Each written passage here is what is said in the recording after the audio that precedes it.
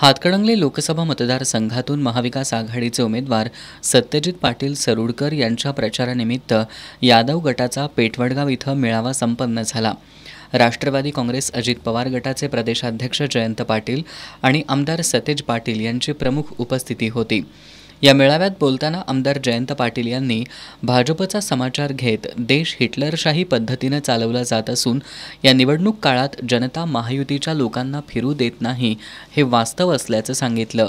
महाविकास आघाडीला विद्याताई पोळ यांच्या नेतृत्वाखालील यादव गटाचा पाठिंबा मिळत असल्यामुळे सत्यजित पाटील यांचा विजय निश्चित असल्याचं सांगितलं। आमदार सतेज पाटील यांनी सत्यजित पाटील यांच्यासारखा उमेदवार लाभणं हे आमचं भाग्य आहे अशी भावना हातकणंगले लोकसभा मतदारसंघातील जनता व्यक्त करत असल्याचं सांगितलं। विजयसिंह यादव यांच्या विचारांचा आणि कार्याचा वसा आणि वारसा घेऊन काम करत असलेल्या यादव गटानं विद्याताई पोळ यांच्या नेतृत्वाखाली सत्यजित पाटील यांच्या पाठीशी उभं राहण्याचा निर्णय घेतल्यामुळे सत्यजित पाटील यांचा विजय निश्चित झाला असल्याचं सांगितलं।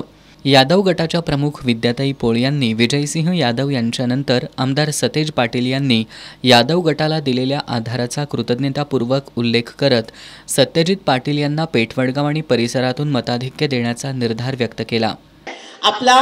आपण ह्या गावामध्ये कसल्याही परिस्थितीमध्ये 12,000च्या खाली आपलं मताधिक्य येता कामा नये ह्याचं प्रत्येक जण वचन घेणार नक्की।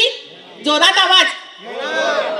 महाविकास आघाडीचे उमेदवार सत्यजित पाटील यांनी सर्वसामान्यांच्या हितासाठी काम करण्याची उर्मी घेऊन निवडणूक लढवत असून पेठवडगावच्या विकासासाठी कुठेही कमी पडणार नाही अशी ग्वाही दिली।